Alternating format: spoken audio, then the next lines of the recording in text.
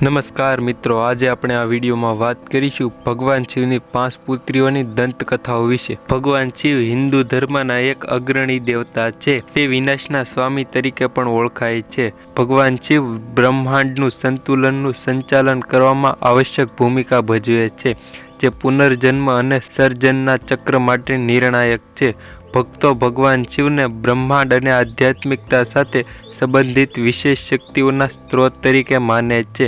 તે એવી વ્યક્તિ હોવાનું માનવામાં આવે છે જે ખરાબ વસ્તુઓથી છુટકારો મેળવે છે, પરિસ્થિતિઓમાં પરિવર્તન લાવે છે, ધ્યાન કરવામાં સારો છે અને કોઈપણ સુવિધા વિના સાદું જીવન જીવે છે। જેને અનુલક્ષીને શિવને તેમની દૈવી શક્તિઓ અને શક્તિઓ માટે ભક્તો દ્વારા પ્રસન્ન કરવામાં આવે છે, જે તેમના વતનીઓ માટે ફાયદા અને રક્ષક લાવવા માટે માનવામાં આવે છે। તેને વારંવાર દેવી પાર્વતી સાથે દર્શાવવામાં આવે છે।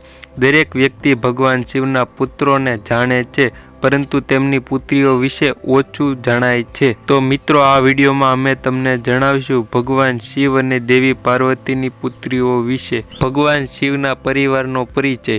દેવી પાર્વતી ભગવાન શિવની પત્ની અને આદિશક્તિ અથવા દેવી તરીકે ઓળખાય છે। તે ભગવાન શિવના દેવી ઘરના હૃદયમાં રહે છે। તેમનો સહયોગ પુરુષવાચી અને સ્ત્રીઓની શક્તિનું શાશ્વત નૃત્ય, જન્મ અને વિનાશની ક્રિયા પ્રતિક્રિયા અને કોસ્મિક ઉર્જાઓની સંવાદિકતા દર્શાવે છે। દેવી પાર્વતી ભક્તિ, દેવી કૃપા અને શક્તિના પ્રતીક દ્વારા રજૂ થાય છે, જે ભગવાન શિવના આક્રમણ સ્વભાવને તેમના પાલન પોષણના અસ્તિત્વ સાથે પૂર્ણ કરે છે। ભગવાન શિવ અને પાર્વતીના વારસામાં તેમની પુત્રીઓની હિન્દુ પૌરાણિક કથાઓ અને ધાર્મિક પ્રાથમિકતાઓ નોંધવામાં ભૂમિકા ભજવે છે। ભગવાન શિવની પુત્રીઓ હાજરી અને ચેતનાના બહુવિધ પાસાઓની મૂર્તિમંત કરે છે, જે ભક્તોને સમૃદ્ધિ, આધ્યાત્મિક સંતોષ અને બોધ તરફ દોરી જાય છે। પ્રકૃતિમાં ભગવાન શિવના ધરતી અંદરની સંવાદિતતા, તમામ જીવંત વસ્તુઓની પરસ્પર જોડાણ, જન્મ અને વિનાશનું શાશ્વત નૃત્ય અને શક્તિઓનું સંતુલન દર્શાવે છે।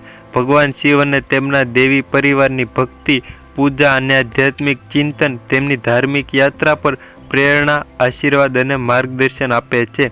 ભગવાન શિવ અને દેવી પાર્વતીની પુત્રીઓ। ભગવાન શિવ અને હિન્દુ ધર્મના સર્વોચ્ચ દેવતાઓમાં એક છે। તેને સામાન્ય રીતે બહુવિધ સ્વરૂપોમાં દર્શાવવામાં આવે છે અને તેની દૈવી શક્તિઓ દ્વારા રજૂ કરવામાં આવે છે। હિન્દુ પૌરાણિક કથાઓની ભગવાન શિવનો પરિચય સંબંધ મહત્વના સ્તંભ તરીકે ઊભો છે, જે દૈવી ક્ષેત્રની અંદરની જટિલતાઓ પર પ્રકાશને રાહત આપે છે। શિવજીની પુત્રીના નામનો ખ્યાલ આ સંબંધ વચ્ચે ઉદ્ભવે છે, જે હાજરી અને ચેતનાના વિવિધ પાસાઓને દર્શાવે છે। હિન્દુ પૌરાણિક કથાઓ માને છે કે ભગવાન શિવને અશોક સુંદરી, મનસા, જ્યોતિ અને અન્ય નામની 5 પુત્રીઓ છે। ભગવાન શિવની આ પુત્રીઓને વારંવાર આદર અને કૃપા સાથે દર્શાવવામાં આવે છે।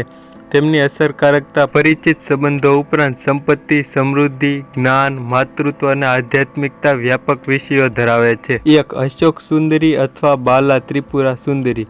અશોક સુંદરી ભગવાન શિવ અને દેવી પાર્વતીની પુત્રી છે।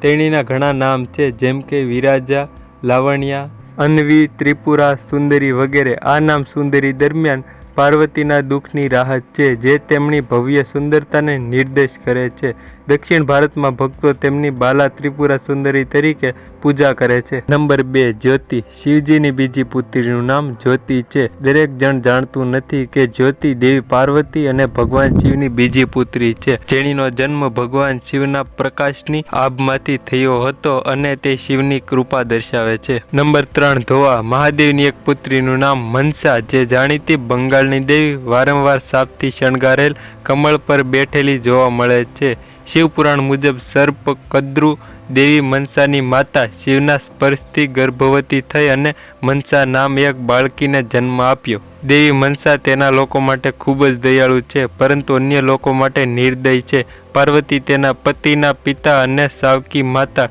તેને નકારી કાઢે છે, જે તેના ભયંકર વર્તનને દર્શાવે છે. મિત્રો, શિવપુરાણ મુજબ ભગવાન શિવની 5 પુત્રીઓ. શિવપુરાણની અન્ય એક લોકપ્રિય દંતકથા જણાવે છે કે ભગવાન શિવને 5 પુત્રીઓ છે. જોકે તમારે જાણવું છે કે આ મહાદેવની પુત્રીઓનો ભગવાન શિવની અન્ય 3 પુત્રીઓ સાથે સંપૂર્ણ સંબંધ નથી. વાર્તા ત્યારે શરૂ થાય છે જ્યારે શિવ અને પાર્વતી પૃથ્વી પર તેની સુંદરતાની પ્રશંસા કરવા માટે લટાર મારતા હોય છે.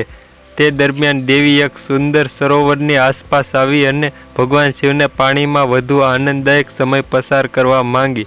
આ સુંદર જોડાણ પરિણામે ભગવાન શિવનું સ્ખલન થયું, જ્યાં તેમણે તેમના વિસર્જનને એક પાંદડા પર મૂક્યું અને તેને તળાવની બાજુમાં મૂક્યું. તદુપરાંત આનાથી 5 સ્ત્રીઓ સંતાનોનો વિકાસ થયો. જોકે લોકોએ પાછળથી 5 છોકરીઓને નાગકન્યા તરીકે ઓળખાવી, કારણ કે તેઓ મનુષ્ય તરીકે નહીં પરંતુ સાપ તરીકે જન્મ્યા હતા.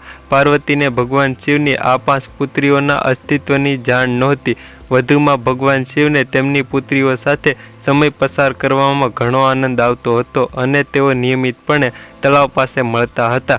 ભગવાન શિવને સમયાંતરે સવારમાં જતા જોઈ પાર્વતીજીને તેના વિશે વિચારવા લાગ્યા. તે પછી એક દિવસ દેવી પાર્વતી તેમના ઠેકાણા વિશે જાણવા માટે તળાવ તરફ શિવની પાછળ ગયા. ત્યાં પહોંચીને પાર્વતીએ નાગકન્યાઓ પ્રત્યે શિવના પિતૃત્વના સ્વભાવને જોયો, જેનાથી તે ગુસ્સે થઈ ગઈ.